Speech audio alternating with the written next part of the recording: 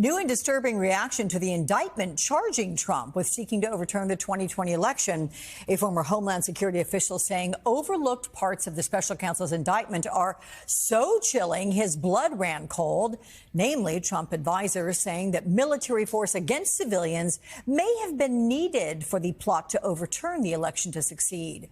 Joining me now is former senior counselor to Homeland Security Secretary John Kelly and former CIA and Army intelligence officer Kevin Carroll. Kevin, welcome. So in an op-ed, and you wrote this for the Dispatch, you wrote that as a veteran, you were deeply troubled after reading the indictment, particularly the part that alleges Trump and his co-conspirators would have asked federal troops to put down protests over a stolen election by invoking the Insurrection Act of 1807.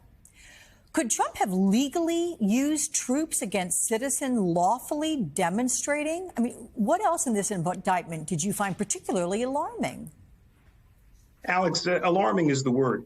The Insurrection Act of 1807 gives the president great authority to use federal armed forces to reestablish order in the states if the federal laws are not being enforced. For example, if the federal courts are unable to operate.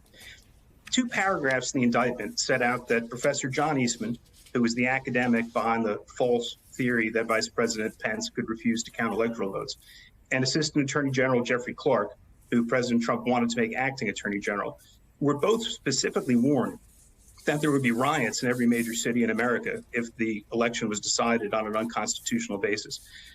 Assistant Attorney General Clark replied, "That's why there's an Insurrection Act." And Professor Eastman replied that sometimes violence is necessary to preserve the republic. So it's clear that what the end game here was intended to be is that the military would have been ordered to go into the streets and put down protests. And to answer your question, it would be a facially legal order given for an immoral purpose. And it would have put our generals in a terrible position of either breaking the unbroken tradition of obedience to civilian authority or turning their guns on American citizens who were understandably upset about the election being decided on a false basis. Look, you say terrible position. You wrote it would be an unthinkable position. I mean, how would this have played out? I think as a practical matter, every military officer I know would have refused to follow the order. However, there could have been a disagreement, between general and flag officers. There could have been a disagreement between different units. It would have torn the military apart as an institution. And again, even if everybody in the military did, what I think would have been the right thing in refusing to follow an immoral, although facially legal order, it would have ended the tradition of military subservience to civilian authority in this country, which is a cornerstone of our democracy. John Kelly, whom you served as senior counsel when he led the Department of Homeland Security, was Trump's longest-serving chief of staff, came into the job hoping to instill some kind of discipline at the White House. Kelly recently said a second Trump term, quote, would be chaotic because he'd continually be trying to exceed his authority, but the sycophants would go along with it. It would be a nonstop gunfight with the Congress and the courts. How about you?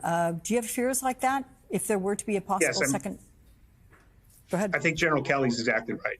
It would be a nonstop fight of the courts trying to enjoin the administration from doing illegal things, Congress using the power of the purse to try to prevent money that's been being appropriated and spent for illegal purposes. And as we saw by the end, underneath Mark Meadows and earlier under other chiefs of staff, there's just not a willingness among some of the people that Trump put in there towards the end to say no to the president when he says something illegal. And General Kelly had that backbone.